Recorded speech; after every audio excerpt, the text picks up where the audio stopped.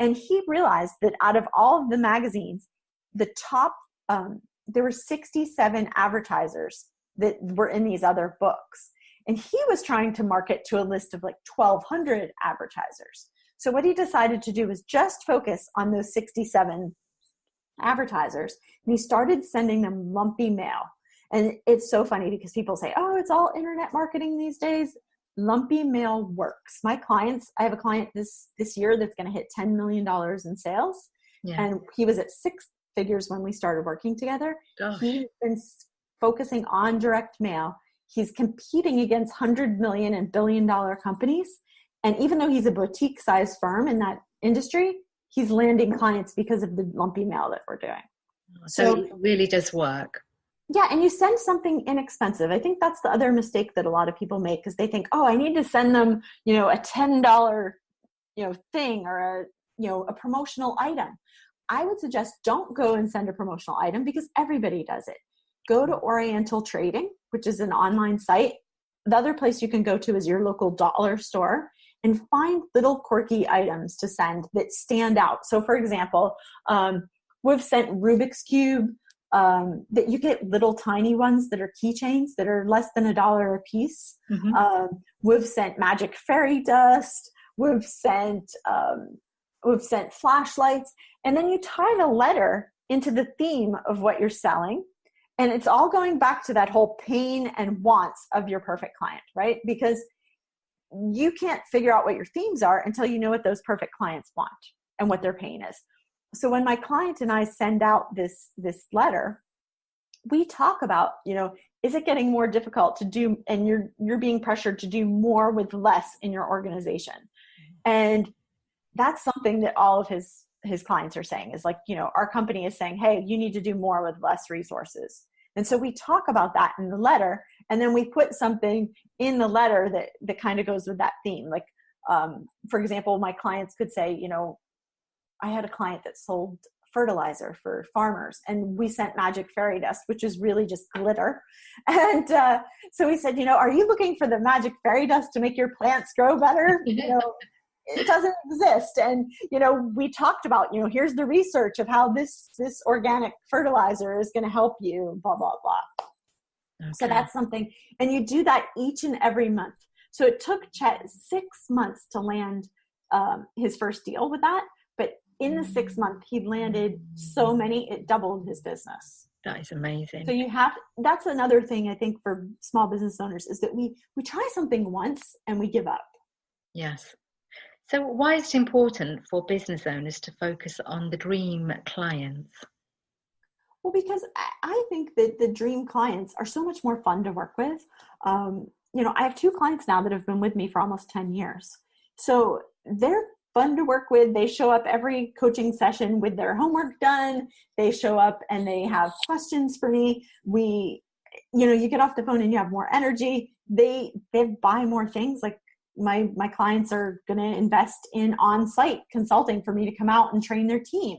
So when you find somebody that's a perfect client, you like working with them. They love working with you. So you're getting way more value because you're thinking about them and how you can help them all the time. And they're actually doing what you tell them. So they're getting more value from you. So it's really awesome.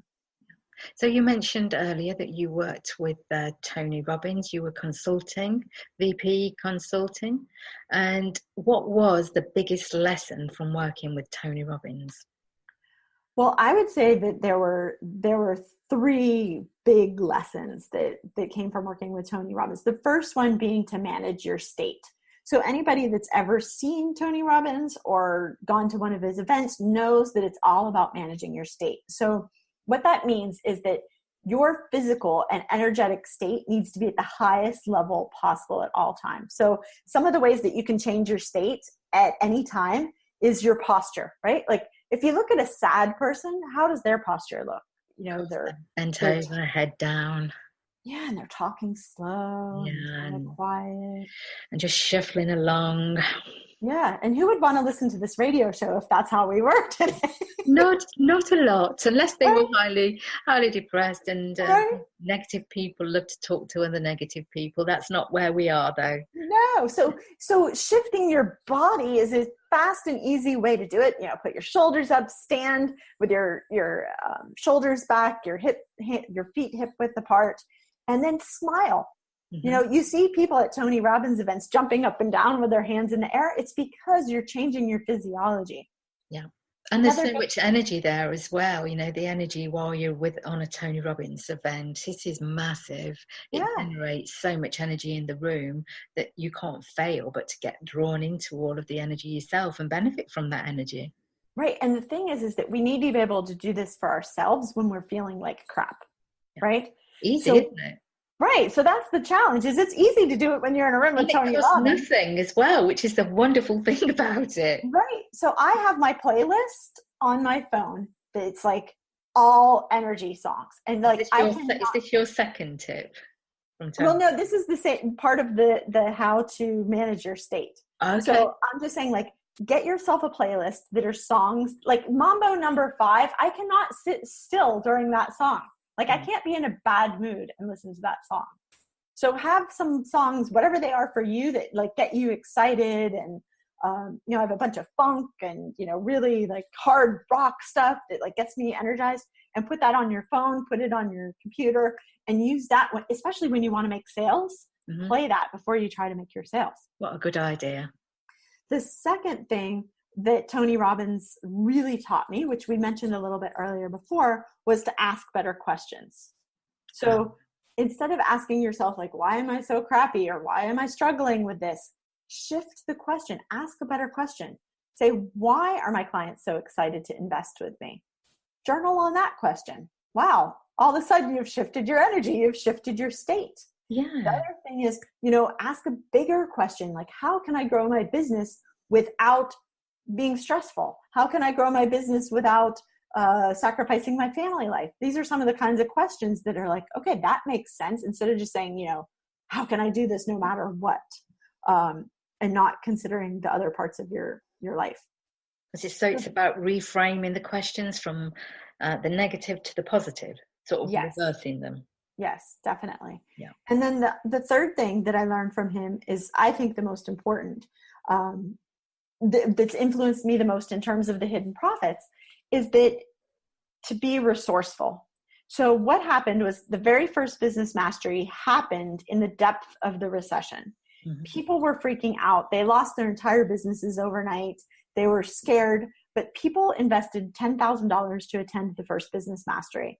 And one of the guys got up in the audience and asked a question. And he said, Tony, this just isn't working. I can't, I've tried this and it doesn't work. And he was talking about his sales and marketing strategies he had been trying. He said, what should I do? And Tony said, well, let me ask you, like, how many times did you try? And the guy said, like 2 or 3 times. And Tony's like, okay. And how many things did you try? And he's like, just this one strategy. And Tony was like, okay. And he said, well, why didn't you try more things if you're telling me you're really committed to creating this level of success and financial success for yourself? He said, well, I didn't have time. I didn't have enough team. I didn't have enough money to invest. And so Tony shifted it from being that the strategy wasn't working, that the guy he didn't have the resources. So he asked him, he said, well, let me ask you this. Have you ever seen a business owner that had less resources than you that was more successful than you? An immigrant that came to this country with $100 in their pocket, somebody that didn't go to Harvard and have a network of the old boys network to go with, a person that had, 5 kids and no sleep at night. Mm-hmm. And the guy said, yeah, there's a lot of those people. And Tony said, the thing is, it's not that the strategies didn't work. It's that you were not resourceful enough. Yes. And right? Actually, it's not about the resources. It's about your mindset.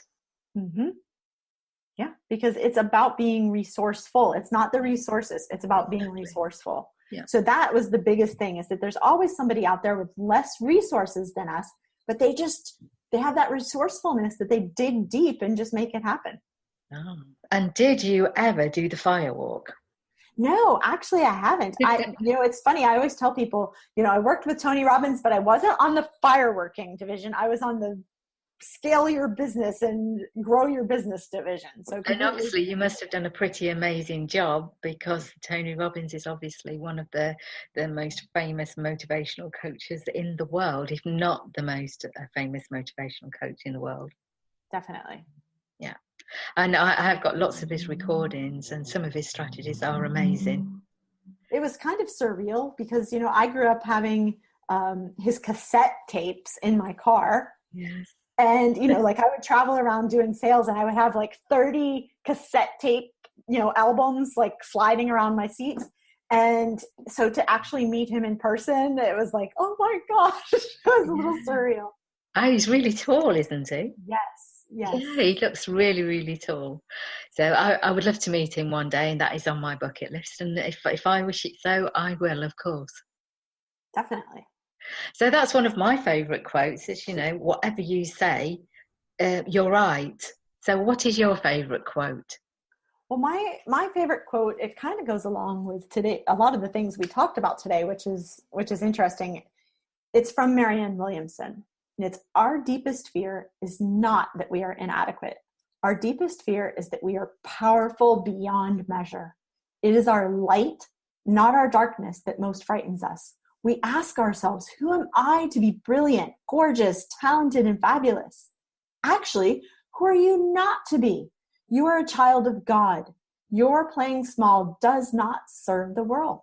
There's nothing enlightened about shrinking so that other people won't feel insecure around you. We are all meant to shine as children do. We're born to make manifest the glory of God that is within us. It is not just in some of us, it is in everyone.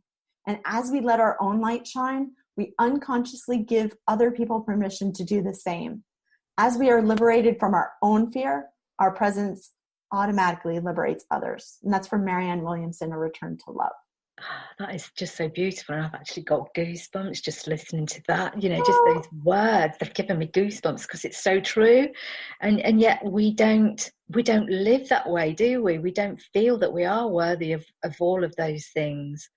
We put ourselves down so much, but we really are gorgeous, talented, and fabulous.